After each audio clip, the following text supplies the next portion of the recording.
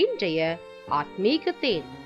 இன்று தினத்தின் தியானத்திற்காக சங்கீதம் 18:46 உங்களுக்காக நான் வாசிக்கட்டும். கர்த்தர் ஜீவனுள்ளவர், என் கண்மலையானவர் துதிக்கப்படுவாராக. என் ரட்சிப்பின் தேவன் உயர்த்தப்படுவாராக.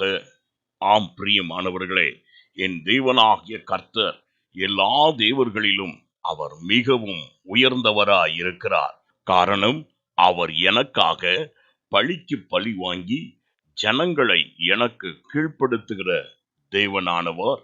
அவரே என் சத்துருக்களுக்கு என்னை விலக்கி விடுவிப்பார். எனக்கு விரோதமாய் எழும்புகிறவர்கள் மேல் என்னை உயர்த்தி கொடுமையான மனுஷனுக்கு என்னை தப்புவிக்கிறார். ஆம், நீ ஜெபிக்கிற, ஆராதிக்கின்ற, தியானிக்கின்ற தேவனாகிய கர்த்தர் ஜீவன் உள்ளவர்.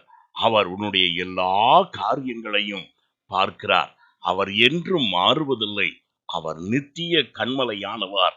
எல்லா காரியங்களிலும் உன்னோடு இருந்த உனக்கு உறுதுணையாய் உன்னை பலப்படுத்தி வழி நடத்த வல்லவராய் இருக்கிறார். மாத்திரமல்ல, உனக்கு விரோதமாய் எழும்புகிறவர்களை அவர் கீழ்ப்படுத்தி வழி நடத்த வல்லவராய் இருக்கிறார். சோர்ந்து போகாதே, கர்த்தர் மேல் உன் திடநம்பிக்கை வைத்தவனாயிரு. அவரே உன்னை தம்முடைய பலத்தினால் உயர்த்தி தீங்குகளிலிருந்தும் தீயோனிடத்திலிருந்தும் ரட்சித்து உன் வாழ்வை ஸ்திரமாய் வழி நடத்துவார். நான் உங்களுக்காய் ஜெபிக்கட்டும். எங்களை அளவில்லாமல் நேசிக்கும் அன்புள்ள பிதாவே, நீர் எப்பொழுதும் எங்களோடு இருக்கிறவரும் ஜீவன் உள்ளவராய் இருக்கிறபடியால் நன்றி ஆண்டவரே.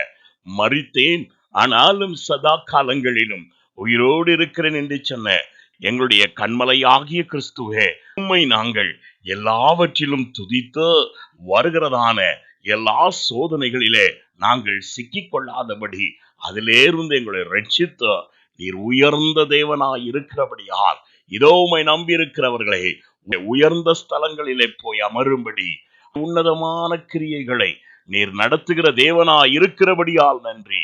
அப்படியே உம்முடைய பிள்ளைகளுடைய வாழ்க்கையிலே மேன்மையானதை செய்வீராக. இயேசுவின் நாமத்தில் பிதாவே, ஆமென். God bless you.